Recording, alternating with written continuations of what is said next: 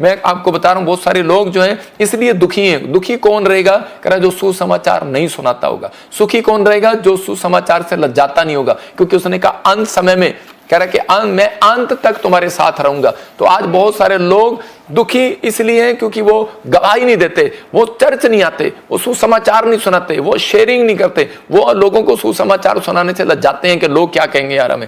मैं कह रहा हूं कि परमेश्वर इसलिए बहुत सारे लोगों की लाइफ में चमत्कार नहीं करता, लेकिन अंत तक सुखी कौन रहेगा, कह रहा जो सुसमाचार से लज्जाता नहीं होगा। हम दूसरा राजा 5:2 पढ़ते हैं तो यहां पर एक इजरायली लड़की का जिक्र है। इजरायली लड़की को एक बार नामान जो है वो इजराइल पर अटैक करके वहां से नामान लड़की को उठा लाया, और नामान जो है उस लड़की को जब उठा कर लाया तो उसके पर घर को जला दिया गया, उसके माँ बाप को मार दिया गया, उसका धन चौपट कर दिया गया, उसको बंदी बनाकर नामान ने अपने देश में रख लिया।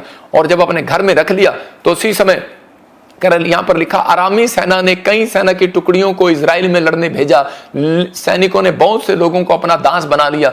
एक बार उन्होंने एक छोटी लड़की को इजराइल देश से लिया। यह छोटी लड़की नामान की पत्नी की सेवा करने लगी। मतलब इसने वहां पर गुलामी में रख लिया कि यह लड़की सेवा करेगी। और थोड़े दिन के बाद कि नामान के ऊपर एक क्रोध पड़ा परमेश्वर का, और उसी समय क्योंकि उसने इजरायली लड़की को हाथ लगाया, और उसी समय परमेश्वर ने उसके ऊपर कोढ़ को भेज दिया, और वो कोढ़ी हो गया। और उस समय में कोढ़ी व्यक्ति का मरना तय था।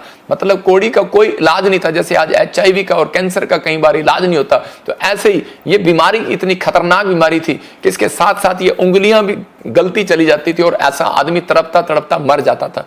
तो ये व्यक्ति ये तड़प रहा था, मर रहा था, लेकिन हो सकता था कि ये लड़की उसी समय कहती नफरत करती इससे और खुश होती, लेकिन इस लड़की ने ऐसा नहीं किया। इस लड़की ये जानती थी, क्योंकि ये सुसमाचार की सामर्थ को जानती थी। ये बंधन में थी, लेकिन ये गरीबी में थी, ये कर्जे में थी, लेकिन ये गुलामी से बाहर जाना चाहती थी। लेकिन इसको मालूम था कि अगर मैंने आज सुसमाचार इसको सुना दिया तो कहती कि मेरे ऊपर परमेश्वर की सामर्थ उतर पाएगी।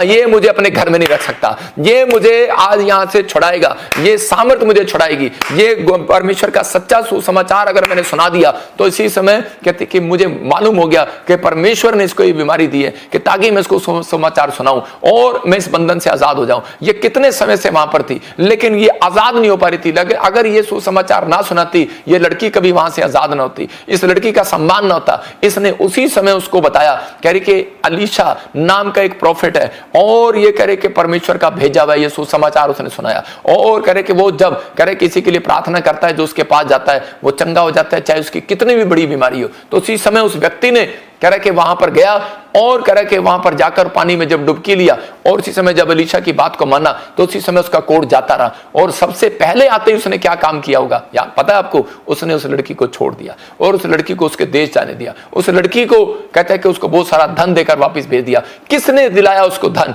किसने दिलाया? उसकी जुबान ने नहीं दिलाया, उसके विचारों ने दिलाया, सुसमाचार ने सुनाया। मैं कह रहा हूं याद रखना, उसको सुसमाचार ने बंधन से आजाद करा दिया।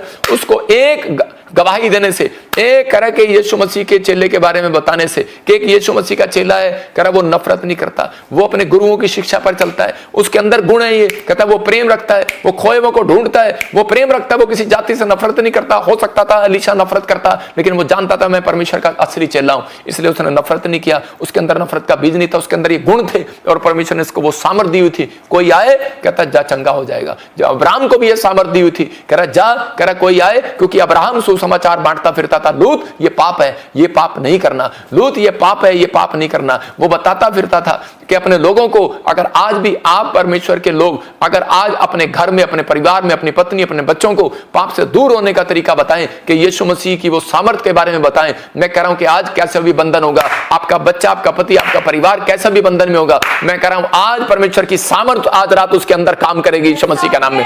आज परमेश्वर की सामर्थ उसके अंदर काम करेगी, उसकी हड्डियां चंगी हो जाएंगी। आज परमेश्वर की सामर्थ काम करेगी, इसी समय आप आजाद हो जाएंगे। मतलब ये छुटकारा लेना है तो आपको फैसला लेना है। पौलुस सुसमाचार देने वालों का कह रहा कि पिता था। मैं कह रहा हूं कि वो सुसमाचार सुनाता था, लेकिन और उसके साथ कह रहे कि बहुत सारे लोग थे। लेकिन मैं आपको बता रहा हूं कि एक जगह पर पौलुस के बारे में जब हम पढ़ते हैं तो पौलुस पहले शाऊल था और वो पहले लोगों को मारता था, पीटता था, किनको? जो यीशु मसीह का नाम लेते थे। लेकिन उसी समय जिस दिन किसी व्यक्ति ने उसको समाचार दिया और उसी समय उस व्यक्ति ने उसको मारा, शाऊल ने जब उस समय उस व्यक्ति को मारा, तो उसी समय यीशु मसीह की सामर्थ कहता उसके सामने आकर खड़ी होगी। यीशु मसीह खुद उसके सामने आकर खड़ा हो गया और वो अंधा हो गया। मैं कह रहा हूं कि हो सकता है आज आपका कोई दुश्मन हो सकता है कोई आज आपसे नफरत करता हो, लेकिन एक बार हिम्मत करके दम दिखाकर उसको समाचार सुना देना। बेशक वो आपको मार दे, बेशक वो आपको जेल में डाल दे, लेकिन आपने परमेश्वर के स्वर्गदूतों को कह रहे जो काम नहीं कर सकते वो हम कर सकते हैं। याद रखना, स्वर्गदूतों को ऑर्डर नहीं है ये लोगों के घर तक जाने का।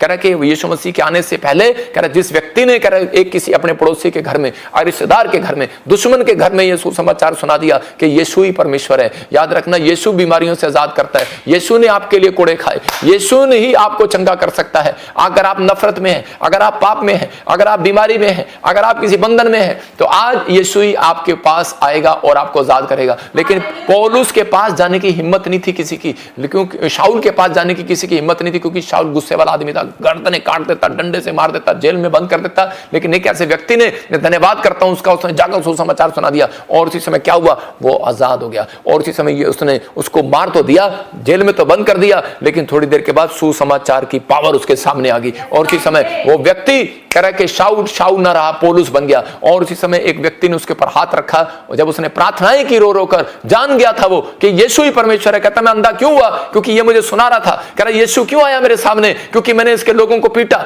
और मैंने इसके लोगों की बात नहीं सुना, यीशु की बात नहीं सुना। कहता इसका मतलब, कहता कि यही है जो आज मेरी आंखें खोल कर जा रहा है, वो सुसमाचार की पावर है। याद रखना, अगर आप बार बार अपने पति को समझा रहे हो, अपने बच्चे को बार बार समझा रहे हो, ब्लू फिल्म मत देख, अरे बेटे गंदी बातें मत सुन, अरे बेटे शराब पीने लगे, आप चिंता में, आप परेशानी में, आप सुसमाचार सुनाना शुरू कर दें। मैं कह रहा हूं कि अपने घर में या बाहर सुसमाचार सुनाना शुरू कर दें। पवित्र आत्मा आज रात आपकी जिंदगी में चमत्कार करेगा, वो आपके बेटे की आंखें खोल देगा, आपके परिवार की आंखें खोल देगा। कह रहा आंखें बंद कब करता है परमेश्वर, कह रहा जब आप सुसमाचार सुनाना बंद करते हैं, जब आप बाइबल पढ़ना बंद करते हैं, जब आप चर्च आना बंद करते हैं, जब आप प्रार्थना करना बंद करते हैं। कह रहा पतरस कब गिरा, कहता है कि जब उसने अपनी प्रार्थना कमजोर कर दी थी। याद रखना, जब आप प्रार्थना करना बंद कर देते हैं तब आपकी मुसीबतें आती हैं। कह रहा कि अगर तालाब में पानी है, खड़ा है, कह रहा कि मच्छर उस पर बैठते हैं, लेकिन अगर पानी चलने लगे मच्छर नहीं बैठ सकता। याद रखना, समस्याएं जब आती हैं जब आप कहता है कि परमेश्वर के सुसमाचार से लग जाते हैं, जब आप सुसमाचार सुनाना बंद कर देते हैं, गवाहियां देना बंद कर देते हैं। कह रहे कि हमने तो पिछले साल दिया था पड़ोसियों में, हो गया,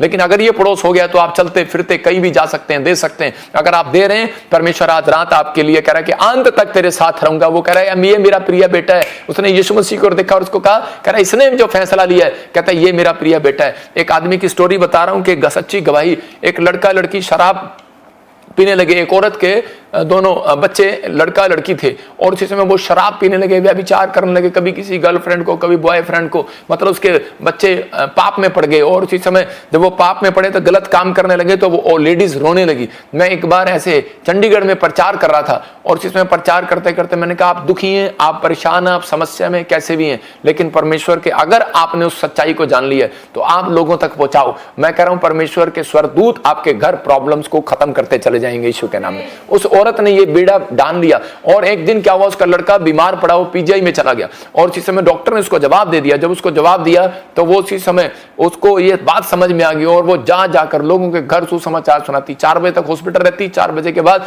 6 बजे तक वो लोगों के घर गेट पर सुसमाचार रखकर आ जाती। कोई उठाए ना उठाए, कोई पढ़े ना पढ़े, लेकिन वो पर्चे लेती हमारे चर्च के पंपलेट और जाकर लोगों के घर के बाहर रख देती। और जब उन्होंने रखा तो उसके बाद कह रहा कि 1 महीने के अंदर डॉक्टर कहने लगा, कहता तेरा लड़का 1 महीने में 3 बार मरा, 3 बार जिंदा हुआ। कौन है ये? हालेलुया। कह रहे वेंटिलेटर पर था, 3 बार मरा, 3 बार जिंदा हुआ। कौन है ये? कहता है कि उसने कहा यीशु है ये। हालेलुया। तो इसी समय यीशु की सामर्थ से वो जिंदा हो गया, यीशु की सामर्थ से वो खड़ा हो गया, वो छुट्टी हो गया उसका। मैं कह रहा हूं कि परमेश्वर है। अगर आज आप चाहते हैं कि पवित्र आत्मा आपकी जिंदगी में काम करे, अगर आपको कोई खाना दे और आप उल्टा जब किसी से कोई आपसे खाना मांगे आप उसको ना दें, तो इसका मतलब आप स्वार्थी लोग हैं। तो अगर परमेश्वर ने आपको चंगाई दी है, अगर परमेश्वर ने आपको छुटकारा दिया है, अगर आपको सच्चाई का पता लग गया यीशु ही परमेश्वर है, कि लोग, पाप करने वाले लोग नरक में जाएंगे। अगर वो कह रहा कि अगर सत्य का मार्ग पहचानने वाले लोग यीशु मसीह के पास जाएंगे तो न्याय परमेश्वर करेगा। ये चीजें आपको बतानी, यहाँ पे किसान बनकर सेवा करो। मैं कह रहा हूँ कि आप बिजनेसमैन हो, डॉक्टर हो, लेकिन याद रखना आप धरती पर एक किसान हो, और जिसमें आपको बीज बोते चले जाना यीशु मसीह का, आपको गवाहियां देते चले जाना, सुसमाचार सुनाना। अरे पीछे मुड़ के नहीं देखना, बस घर में आके प्रार्थना करना। मेरा एक स्टाइल है, मैं जाता हूँ तो मैं इसी समय सुसमाचार सुनाता चला जाता हूँ, कार में जाता हूँ टोल टैक्स वाले को। अब तो मैं खैर नहीं करता, लेकिन चर्च में ही करता हूं, लेकिन क्योंकि मेरे पास टाइम नहीं होता।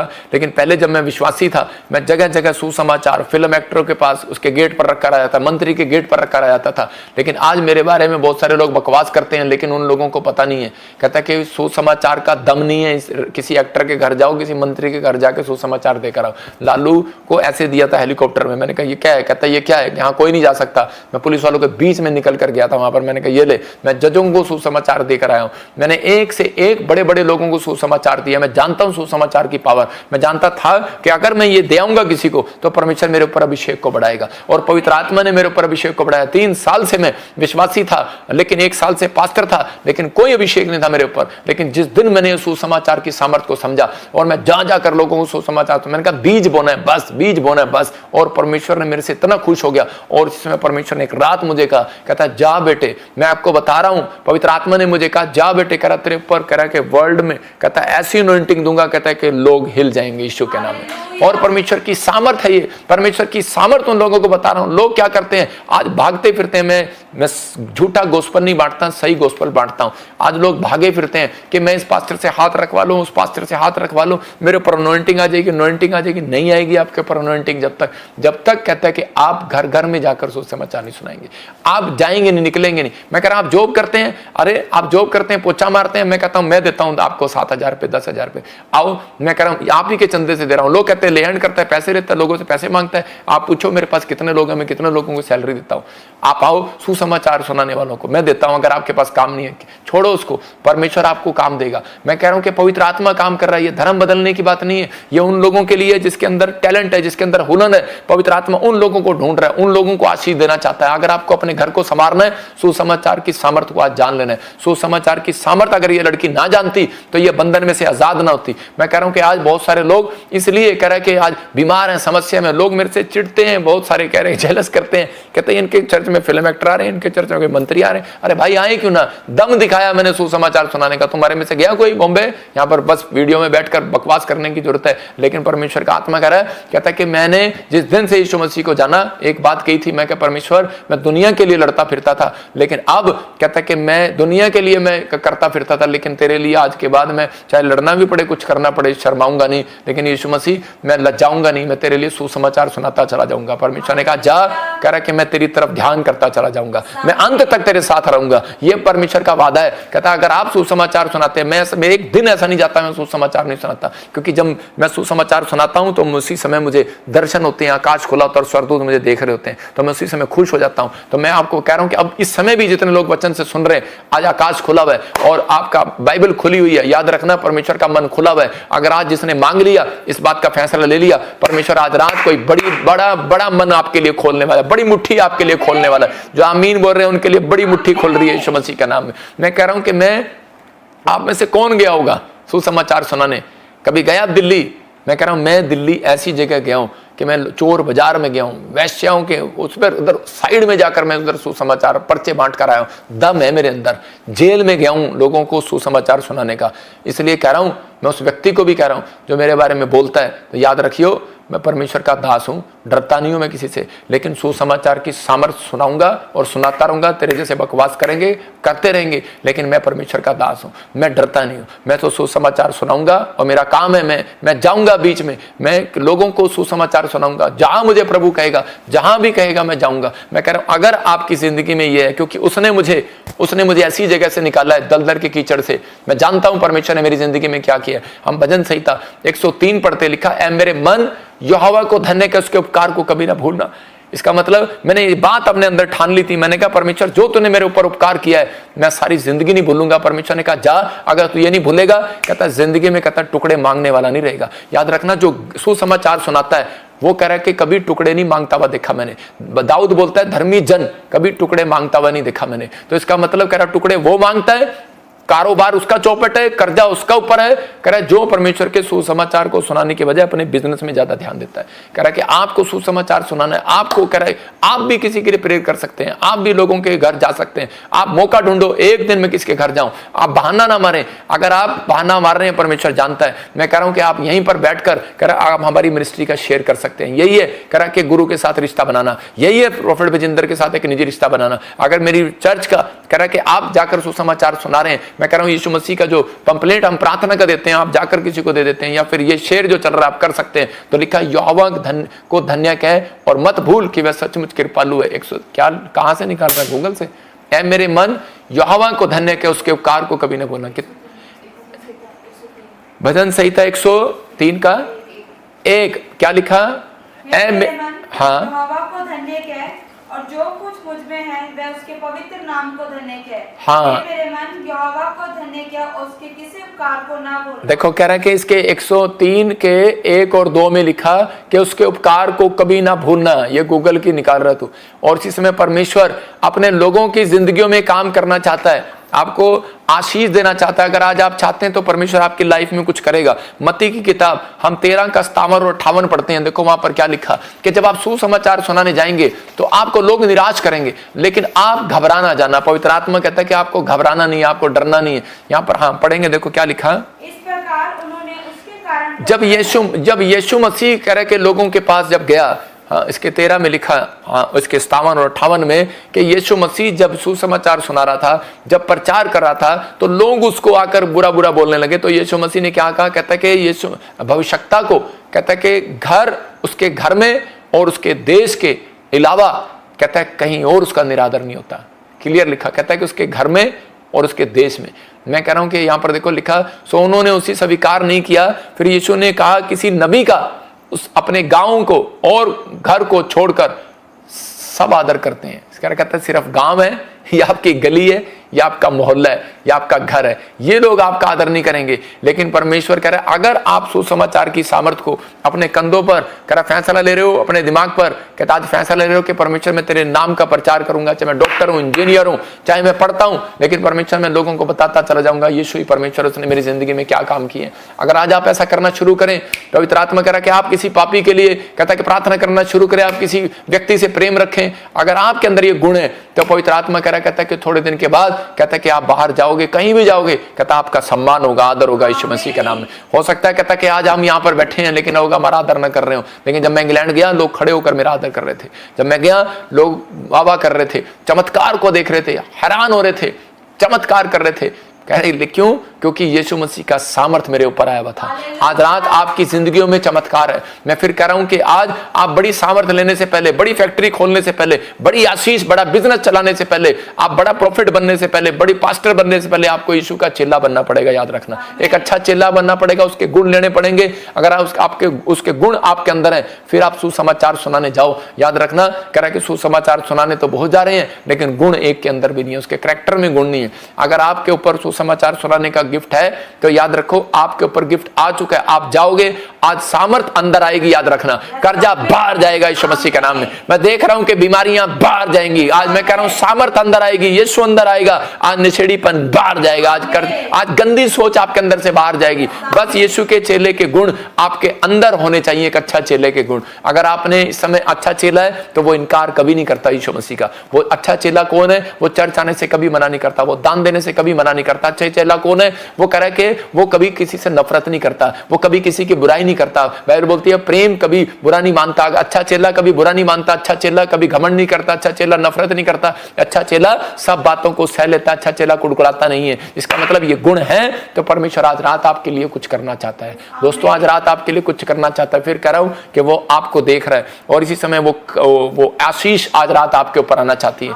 मैं पौलुस के बारे में पढ़ रहा था कि प्रेरितों के काम में 16 के 25 और 26 में पौलुस और सिलास जब जेल में थे तो उस समय में डरे हुए थे, क्योंकि उसी समय दरोगा उनको मारने पर था। तो उसी समय जो पुलिस अफसर था उन्हें मारने पर था और वो डरे हुए थे और उसी समय क्या करें क्या करें क्या करें। लेकिन वो एक अच्छे चेले थे, वो लज्जाते नहीं थे, उनके अंदर गुण थे और उसी समय वो प्रेम करते थे, नफरत नहीं करते थे, झगड़ा भावना उनके अंदर नहीं थी। उसी समय उन्होंने एक काम किया, उसने कहा कि अगर हम यीशु के बारे में बताएंगे तो उसी समय ये हमारे साथ हमें इसी समय मार डालेंगे, लेकिन उन्होंने अपनी बुद्धि से इस्तेमाल किया और उन्होंने कहा कि ये भी एक सुसमाचार है कि कहता है हम दोनों मिलकर आज गीत गाएंगे, आज दोनों मिलकर इतना गीत गाएंगे, इतना जोर से गीत गाएंगे। कहता है कि क्योंकि यीशु मसीह ने पहला जो व्यक्ति गया था वो चिंता कर रहा था, लेकिन हो सकता है कि पौलुस के साथ सिल्लास था, वो चिंता कर रहा था, लेकिन सिल्लास जो है, पौलुस जो है सिल्लास को समझा रहा था। कहता है अबे बेवकूफ, तुझे हमें यहां पर परमेश्वर ने जेल में क्यों डाला है? कहता है सुसमाचार सुनाने के लिए डाला है। कहता है कि सुसमाचार कैसे सुनाए, तो मार देंगे, हमें यीशु से नफरत करते हैं।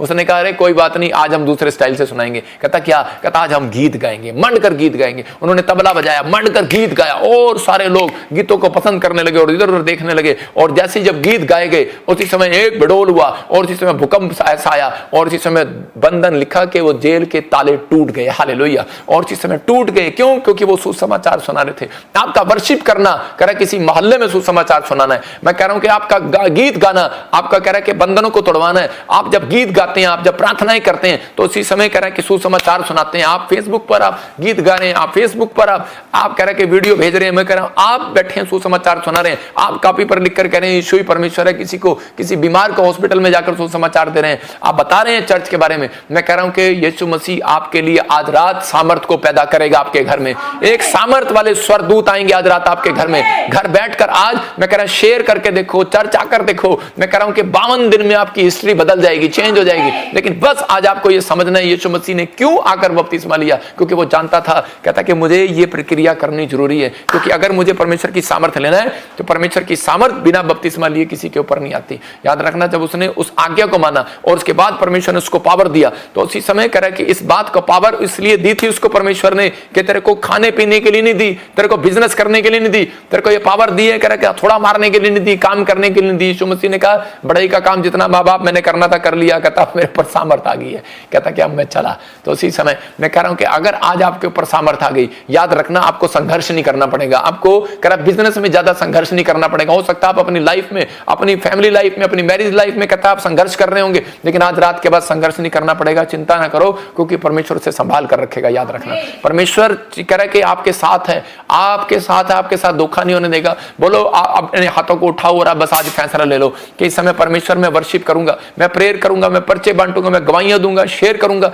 बंधन से बाहर आने का रास्ता बता रहा हूं आपको। आज कैसा भी बंधन हो, गरीबी का, बीमारी का, समस्या का, लेकिन आज कह रहा है कि आज से मैं कह रहा हूं कि परमेश्वर आपकी जिंदगी में चमत्कार करेगा यीशु मसीह के नाम में। बोलो मैं भी आज से पवित्र आत्मा बड़े बड़े कामों को करूंगा, आज से बड़े बड़े आश्चर्य कर्मों को करूंगा। मुझे सामर्थ दे पवित्र आत्मा जी, आज मुझे सामर्थ दे पवित्र आत्मा, मेरे लोगों को सामर्थ दे आज। जो इस समय पवित्र आत्मा बिहार से, यूपी से, लुधियाना से, मेरे पिता पवित्र आत्मा गुजरात से, इस समय परमेश्वर ऑस्ट्रेलिया, अमेरिका, न्यूजीलैंड से पवित्र आत्मा जी, कनाडा से, मलेशिया, सिंगापुर से पवित्र आत्मा, पाकिस्तान से, नेपाल से, कहीं से भी देख रहे हैं, आज इन्हें बड़ी सामर्थ से रिलीज कर दे यीशु के नाम। वो अनॉइंटिंग इनके ऊपर आने पाए पवित्र आत्मा जी, कि सच में सुसमाचार सुनाने वाले के ऊपर भविष्यवाणी का वरदान उतरे, सुसमाचार सुनाने वाले के ऊपर हीलिंग का वरदान उतरे, सुसमाचार सुनाने वाले के ऊपर, गवाहियां देने वाले के ऊपर धन का अभिषेक उतरे, आज चंगाई का अभिषेक उतरे, उसके हाथों में पावर आने पाए, उसके ऊपर power power super natural power आने पाए यीशु के नाम में। पवित्र आत्मा ये तेरी ओर से होने पाए, पवित्र आत्मा ये तेरी ओर से होने पाए। इन्हें सच में परमेश्वर लज्जाना ना पड़े,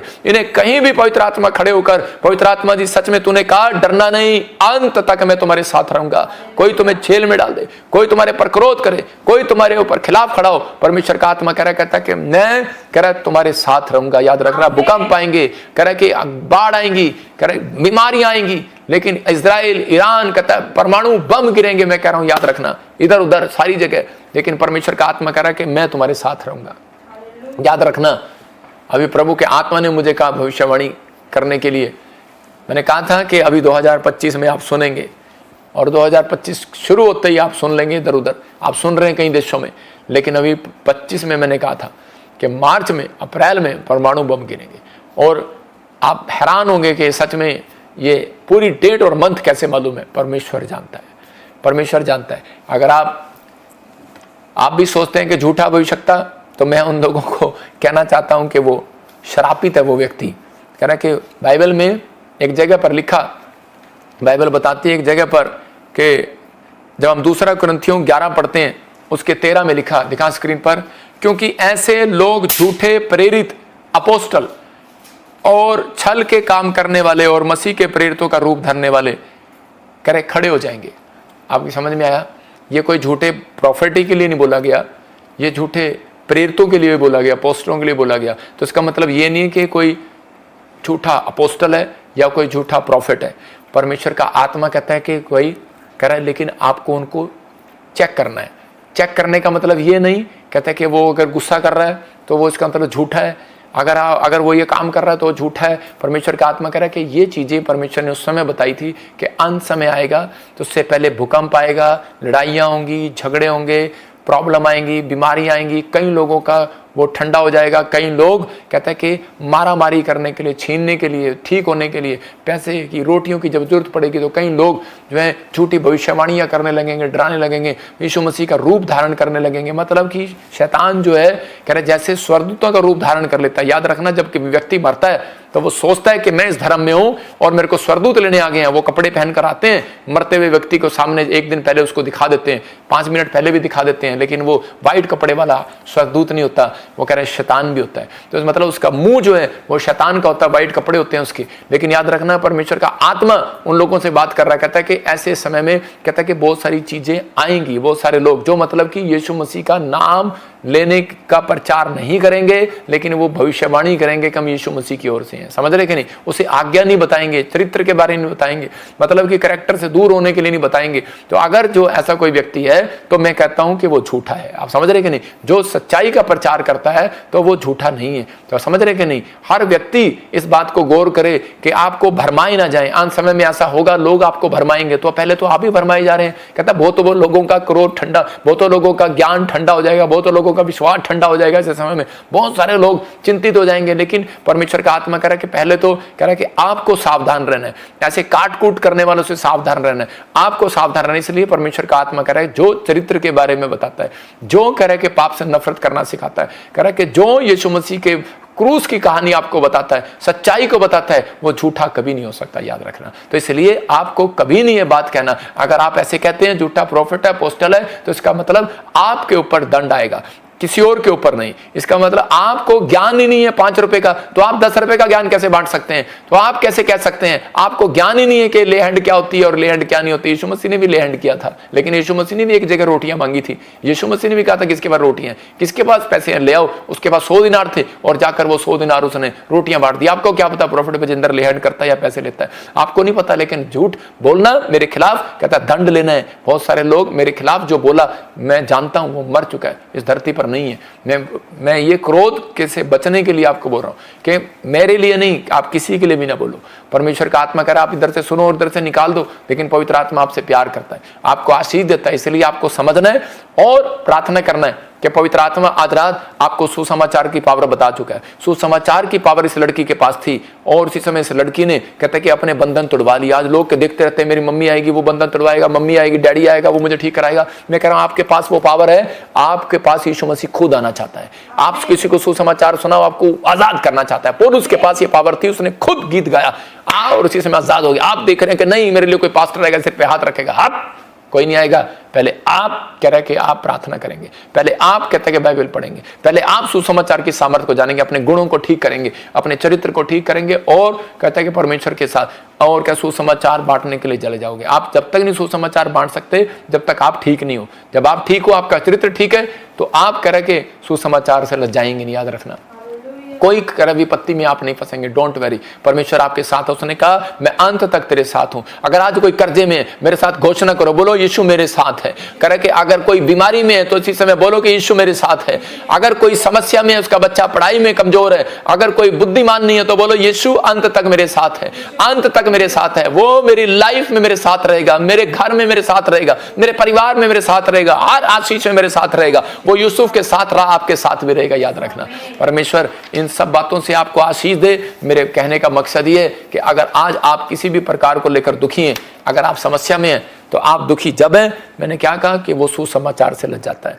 कह रहा है कि आशीषित कौन है, क्योंकि यीशु मसीह ने इस वचन में क्लियर कर दिया मत्ती के 28 में उसके 20 में। कह रहा है कि जो सुसमाचार सुनाता है, जाओ पृथ्वी के छोर तक सुसमाचार सुनाओ। कह रहा है कि चेला बनाओ और पिता पुत्र पवित्र आत्मा के नाम से उन्हें बपतिस्मा दो। कहता है अगर आप ये वर्किंग करते हैं कह रहा है कि अगर आप सुसमाचार ही सुनाएं, कह रहा है यहाँ ले आए और उन्हें हम बैप्टिज्म दे।